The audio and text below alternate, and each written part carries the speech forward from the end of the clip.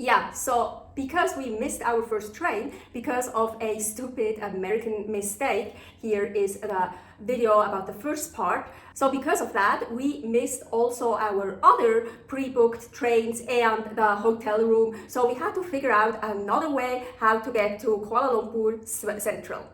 So in Hat Yai, Thailand, on Friday, October 17th, 2025, around 6:30 a.m., Paul got us 2 tickets for the next train to Padang Besar. Padang Besar is right on the border, Thailand, Malaysia.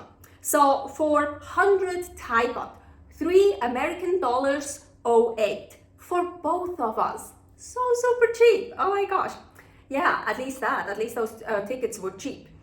It will leave at 7:20 a.m. So the train was already there on the platform 4. Okay, we got all our luggage and went over there. The train wasn't full at all, but we knew it would get super full like all the other trains. At least this time we were able to get into the train before it got full. And again, we actually had our assigned seats. So as mentioned, when we got in, the train was super empty, but of course, 2 women were sitting on our seats. Paul told me they are Chinese. So those 2 people told us that, Thai people don't look at the numbers, they just sit anywhere. So, okay, we don't care, we can sit anywhere else. So we just sat somewhere else. More people came into the train and they basically all looked at their tickets and tried to find their seat numbers. And Paul told 2 other parties that, here apparently they don't look at the seat numbers, so just sit wherever. So apparently then other people also just started sitting wherever. So I went to the toilet, and just when I came out of the toilet, well, not the toilet, the restroom, I saw Paul moving with our stuff in so. So a guy just put up all my stuff on the luggage rack, and I hate that. Certain things like my backpack and my meal bag and my stuffed animals in the little kitchen bag, they always stay with me. They don't go up there. And so anyways, people came over and they wanted our seats because those were their assigned seats. And I think then Paul, well, I was still in the restroom when that happened. So I think Paul told them what he told the other people, that they don't look at the seat numbers here, just sit wherever. But they didn't like that. And Paul said that the Chinese people told us that. So like, yeah, they told us blah, blah, blah, so something like that. And they didn't like that at all. So they went over to those Chinese people that started that bullshit and told them to beat it. So they didn't like that about not looking at the seat numbers.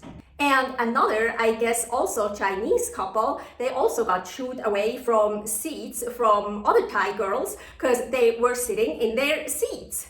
So, well, I don't think Thai people don't look at the assigned seat numbers and stuff. I think Chinese people don't look at that.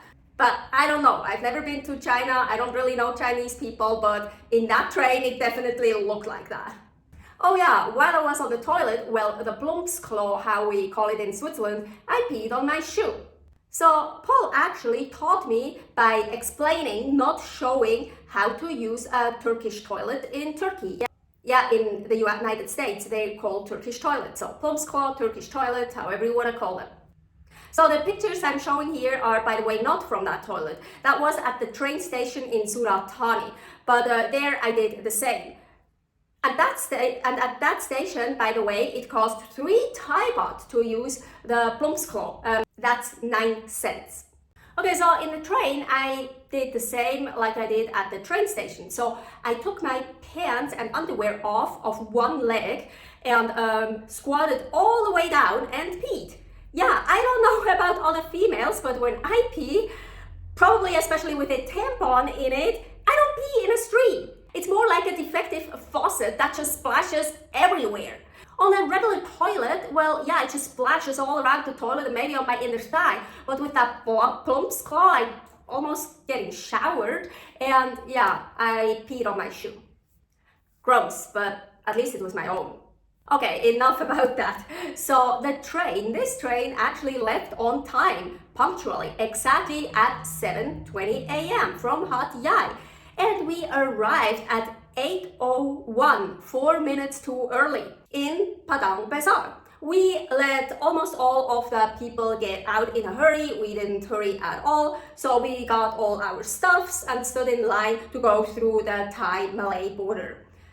Fuck, of course I felt my bowels moving again while standing in line. So that wasn't really pleasant. So this happened the second time after drinking some sips from my supplements drink. Usually I'm fine drinking my supplements drink, but I should just fucking stop drinking that drink when we're on the move at the stupidest time. I could have taken more sips in the train where I can go to the toilet or sit down, or it's not that bad. We didn't have any problems going through the border. We put all our luggage through a machine and all was good. And I also didn't have any pains anymore, so that was good too. I was just, of course, so fucking exhausted.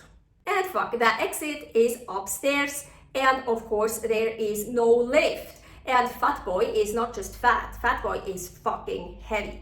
A person that works there actually helped Paul to bring Fat Boy upstairs. So super nice, that was really cool. So Paul went to the ticket counter, and of course the next 2 to 3 trains to Kuala Lumpur were fully booked. He got us tickets to Butterworth for 22.80 Malaysian ringgit. So that was $5.40 for the both of us. We had to wait about an hour for the train, and it was a commute train, so there were no assigned seats. And also that one will be packed. So Paul got in as quickly as possible, and we actually got 2 seats from across of each other with just the luggage in front of us. And yeah, it got really full. And later it got even more full, and people were standing for hours, like totally cramped up. Oh my gosh, I was so happy we had a seat. I could barely stay awake. I was so exhausted. Paul fell asleep. I might have nodded off once in a while, but I couldn't really sleep. But the exhaustion started to feel very, very brutal. To my knowledge, the train departed at 9:45 a.m. Careful, we are in Malaysia time now. We lost 1 hour. Oh, and of course, we had a little child in the train that twice just had a fit and was screaming its fucking lungs out. Ugh. I'm so glad I never was and never will be a mom. I think that must be so fucking hard to deal with that in public. Or also not in public, just deal with crying kids that have a fit and just cry and cry. I feel bad for all those moms out there that have to go through that. So we arrived around 12:43 in Butterworth. The train that goes to Kuala Lumpur Central was right there on the platform next to it. And it was supposed to leave at 13:05. So we arrived 12:43 and the train was supposed to leave at 13:05. Will we make that? Paul hustled to get us tickets, and I just pushed slowly all our luggage towards the lift. So many people from our train had so much luggage, so there was a line getting into the lift, and I just couldn't get into the lift. So Paul actually came back down with the lift, and yeah, we totally forgot. We were in Butterworth before. We were there before. You have to get out of the train station with your ticket, or you even have to get out of the train station to get new train tickets. So you can't just walk out like everywhere else. You need to get out with your ticket. And also, yes, the ticket office is always closed or permanently closed, and you actually have to get tickets from the machine. Shit, so many people. Finally, we were able to make it into the lift and go upstairs. And there were so many people in line to scan the tickets to actually get out. But we could cut the lines a little bit somewhere, and we finally got through. Paul went right away into the line for the ticket machine, and I just stood there somewhere, sat down probably with the luggage. After a very short wait, he was at the machine. And shortly after, he came back with no tickets. Every train to Kuala Lumpur on that day, Friday, October 17th, 2025, was fully booked, of course. So not just because it was a Friday, the start of the weekend, that so many people were traveling, and it was a holiday weekend. That's why the following Monday was Diwali, an Indian holiday, and Malaysia is super multicultural and has lots of Indians. And so that's why so many people were traveling on that weekend, because of the following Monday was Diwali. So we went to the bus station. I was hoping not having to take the bus. I had so many dreadful bus rides in Europe. So at this place, I usually always point to the link to the bus ride from Ulcin, Montenegro to Split, Croatia. I think that was my worst bus ride, but so this time I'm gonna point to another one. This video here was the bus ride from Istanbul, Turkey to Fethiye, also in Turkey, in South Turkey. So yeah, I was really hoping no bus, but yeah, we had to take the bus. I waited with the luggage while Paul got the tickets. He got us 2 seats on a bus leaving at 2 p.m, 1400. And look at that ticket, it even has it both ways on it. So they cost 82 Malaysian ringgit, so $19.40 for both of us. He got us 2 seats in the very, very back row. And those are actually my favorite seats. Well, it depends. They could be the best seats or the worst seats. So after a while riding so many buses in Europe, I figured out the best way for me to ride a bus is laying down. I'm much less nauseous, and it's so much better for me. And so in the very back, you usually have like 4 seats altogether, or even more, like 5. And if you're lucky and the bus doesn't get full, you can lay down. So everywhere then, after I figured that out in Europe, I tried to go back in the very back, and usually people don't like to sit in the very back. So I managed it sometimes that I could lay down. But if the bus gets super full and also people sit in the very back, those seats fucking suck because you can't recline them. And so they could be the best seats or the worst seats. Later, I actually figured out Paul didn't choose those seats. Well, not really. Those were just the last seats that were available where we could sit next to each other. So he didn't choose the back row on purpose. We didn't have to wait very long, and we could board the bus. Oh, that was a big bus. No problem for all our luggage. And hell yeah!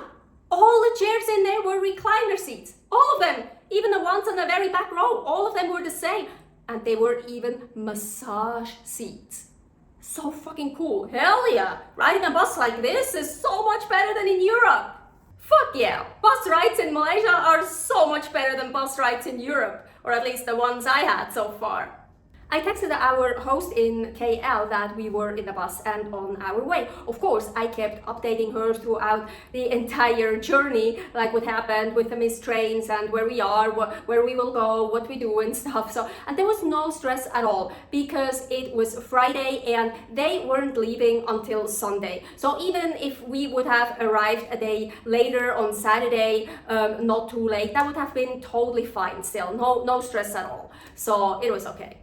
Anyways, the bus ride was the most comfortable ride on our entire trip from Khanom, Thailand to KL, Malaysia. I kept falling asleep all the time, but just little bouts of sleep, and then I woke up again. But hey, at least I got some sleep. I was so fucking exhausted. So maybe 1400, that was written on the ticket, was the boarding time and not actually the departure time, because we boarded on 1404 and we arrived at KL Central at 20:28, at 8:28 p.m. So about a 6.5-hour bus ride. Unfortunately, I still got a little bit nauseous sometimes. It was minor. And of course, the bus stopped all the time, kinda everywhere for a little bit, because so people could go use the restroom. And I think once he was also fueling up. I never went out to use the restroom. I didn't have to. But then, of course, at KL Central, I really had to use the restroom also, mainly to change my tampon. So for the last 3 or 4, I don't know how many periods, I was barely bleeding, really. Sometimes I was even just spotting and wasn't even bleeding and didn't even need a tampon. But on that trip, I was bleeding a lot more. Still a low flow, but a lot more than usual, and also much longer, more days. Paul said, yeah, it's normal, it's probably just the stress. And yeah, I did feel cramps, but luckily it wasn't really painful. It was just annoying. Anyways, after we relieved ourselves, we got a Grab. And so the Grab ride took about 20 minutes and we paid 40 Malaysian ringgit, that is $9.46. He went to the wrong high rise at first, but with some help from the guards there, we eventually found it. We made it, and finally we arrived at our new trusted house sitter sit. I was curious and I did some math. So with all the pre-bookings that we lost $193 and 63 cents, 2 trains and a night at the hotel. To repair our mistake, we spent $34 34 cents. The Grab taxi rides at the beginning and at the end of this journey I left out because they didn't change anything. So we didn't have to book something else or we missed them or whatever. So without those. I'm sure there are more, but here so you see 2 ways how to get from Surat Thani, Thailand to Kuala Lumpur, central Malaysia. 2 train rides and a night in a hotel for $193.63, or 3 train rides and 1 bus ride for $34.34. Stay happy, stay healthy, stay flexible.